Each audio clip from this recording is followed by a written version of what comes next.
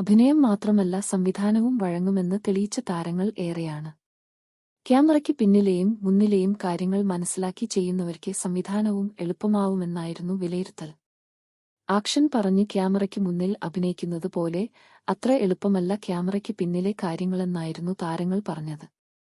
പൃഥ്വിരാജ് സംവിധായകനായി മാറിയപ്പോൾ പല താരങ്ങളും ഇതേ ചോദ്യം നേരിടുന്നുണ്ടായിരുന്നു. മോഹൻലാലിനോടും നിരന്തരമായി സംവിധാനത്തെക്കുറിച്ച് ചോദിക്കുന്നുണ്ടായിരുന്നു പലരും. അതിനുശേഷമായിരുന്നു ബറോസ് പ്രഖ്യാപനം വന്നത്.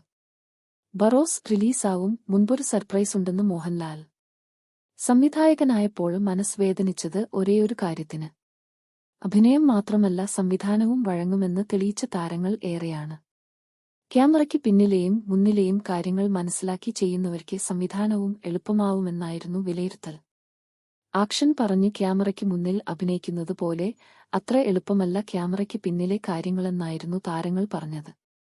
പൃഥ്വിരാജ് സംവിധായകനായി മാറിയപ്പോൾ പല താരങ്ങളും ഇതേ ചോദ്യം നേരിടുന്നുണ്ടായിരുന്നു. മോഹൻലാലിനോടും നിരന്തരമായി സംവിധാനത്തെക്കുറിച്ച് ചോദിക്കുന്നുണ്ടായിരുന്നു പലരും.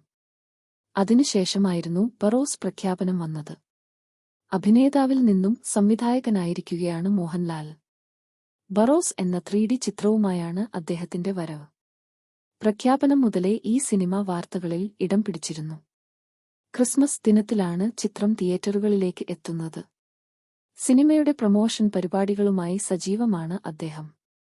ബറോസിനെക്കുറിച്ചുള്ള വിശേഷങ്ങളെല്ലാം സോഷ്യൽ മീഡിയയിലൂടെ വൈറലായി മാറുന്നുമുണ്ട്.